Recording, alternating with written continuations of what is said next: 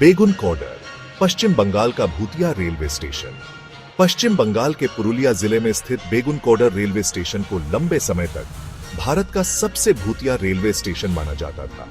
इस स्टेशन की कहानी रहस्यमयी और डरावनी है, जिसे सुनकर आज भी लोग सिहर उठते हैं।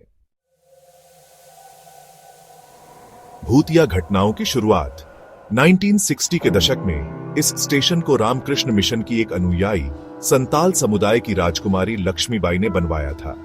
यह स्टेशन मुख्यतः ग्रामीण लोगों की सुविधा के लिए खोला गया था, लेकिन कुछ ही वर्षों बाद यहां अजीब घटनाएं घटने लगी।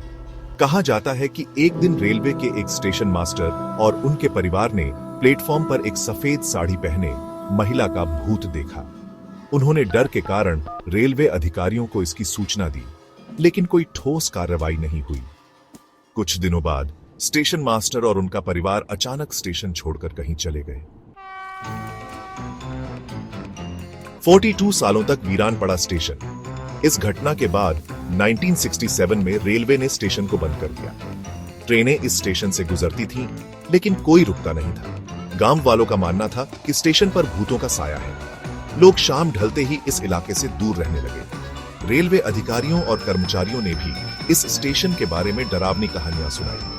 कहा जाता है कि रात में स्टेशन पर किसी के पैरों की आवाजें सुनाई देती थी और कभी-कभी रात में जलती बुझती लाइटें भी देखी जाती थीं।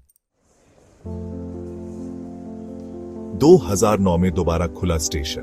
42 साल बाद 2009 में ममता बनर्जी, तत्कालीन रेलवे मंत्री, ने इस स्टेशन को फिर से खोलने का फैसला किया। कई लोगों ने इसे एक अंधविश्वास बताया और स्टेशन को फिर से चालू करने की मांग की।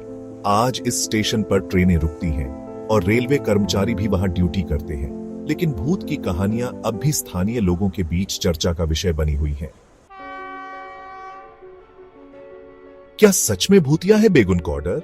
भूत प्रेत पर यकीन करना या न करना व्यक्ति पर निर्भर करता है, लेकिन बेगुन कॉडर स्टेशन की कहानी भारतीय रेलवे के सबसे अनोखे रहस्यों में से एक है। कई लोगों के लिए यह सिर्फ एक अंधविश्वास है, लेकिन कुछ यात्रियों और स्थानीय निवासियों का मानना है कि वहां कुछ तो अजीब जरूर है। आप इस स्टेशन के बारे में क्या सोचते हैं?